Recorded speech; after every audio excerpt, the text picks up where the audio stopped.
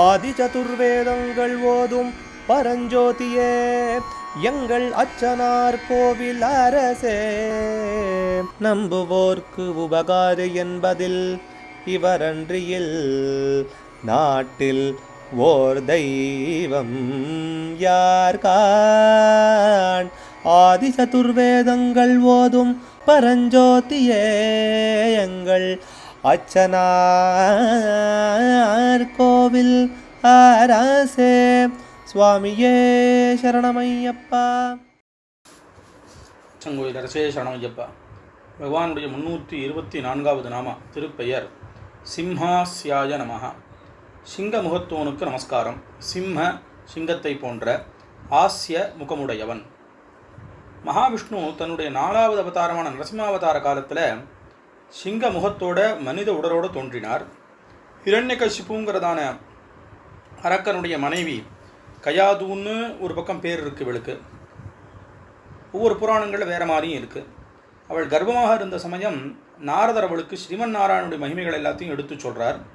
இந்த கர்ப்பத்தில் கேட்ட சிசுவான பிரகலாதன் ரொம்ப பெரிய பாகவதன் ஆகிட்டார்.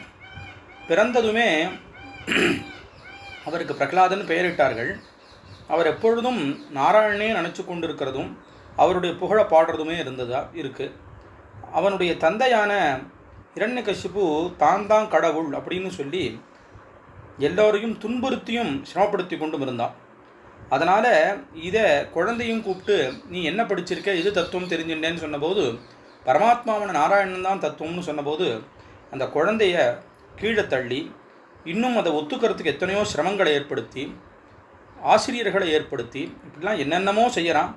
அது மாத்திரம் இல்லாமல் கடைசியில் தன் பையன்னு கூட பார்க்காம அவனை மலையிலேருந்து உருட்டி தள்ளுறது, விஷப்பாம்புகளை வைத்து கொத்த விடுறது, யானையினுடைய காலால் இடறச் செய்கிறது, நெருப்பில் இடுறது, மலையிலேருந்து உருட்டி தள்ளுறது, சமுத்திரத்தில் போடுறது, இப்படி எல்லாம் பண்ணியும் பலமே வைகுண்டகான்னு சொல்லுமா போல நாராயணனுடைய அனுகிரகத்தினாலே அவருக்கு எந்த சிரமமும் ஏற்படலை. இதனால் ஹிரண்யகசிபு உன்னுடைய நாராயணன் எங்கே இருக்கான்னு சொன்னபோது தூணை காமிச்சு இதுலேயும் இருக்கானான்னு கேட்டபோது இதுலேயும் இருக்கான்னு சொல்ல, அப்போது அந்த தூணை பிளந்துட்டு நரசிம்மமூர்த்தியாக வந்து அவனை மடியில் கிடத்தி கை நகங்களினாலே அவனுடைய வயிற்றை கிழிக்கிறார். அப்புறம் பிரகலாதனுக்கு அனுகிரகம் பண்ணி உனக்கு என்ன வேணும்னு கேட்டபோது பக்திங்கிறது வியாபாரம் இல்லை, உங்கள்கிட்ட பண்ணத்துக்கு என்கிட்ட ஏதான ஒன்று குடுன்னு சொல்லி சொன்னால் அப்படி ஆகிடும், நான் கேட்கவே மாட்டேன்னு சொல்ல பகவான் இருந்தாலும் கேட்க எத்தனையோ தடவை வற்புறுத்த அப்போ ஒரே ஒரு இது சொல்கிறார், உங்கள்கிட்ட மாறாத பக்தி வேணும்.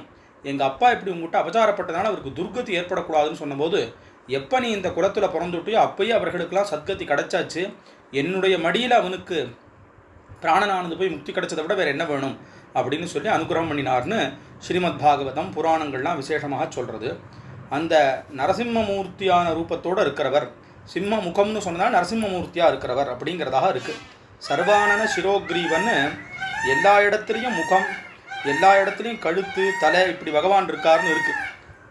அதே மாதிரி சகல சராச்சரமயமாகவும் இருக்கார், சிங்க முகத்தோடு இருக்கார். இந்த திருப்பெயரானது சிம்மராசியை குறிக்கிறதுன்னு இருக்குது. திருநெல்வேலி பக்கத்தில் ஒரு ஊரில் நரசிம்ம சாஸ்தாங்கிற பேருடைய பகவானும் இருக்கார். அதனால் நரசிம்மமூர்த்தியே சாஸ்தா அப்படிங்கிறது ரொம்ப முக்கியம். இதில் இன்னொரு பெரிய விசேஷம், நமது ஆசிரம ஆராத்திய தெய்வமான சாஸ்தா நரசிம்மர் ரெண்டும் சேர்ந்தே இங்கே இருக்கக்கூடிய அமைப்பும் இங்கே இருக்கிறதுனால இந்த நாமாவானது அதற்கு ரொம்ப பொருந்துவதாக அமையிறது. அச்சங்கோவில் அரசே சரணமையப்பா. அச்சனார் கோவில் அரசே சுவாமியே சரணமையப்பா.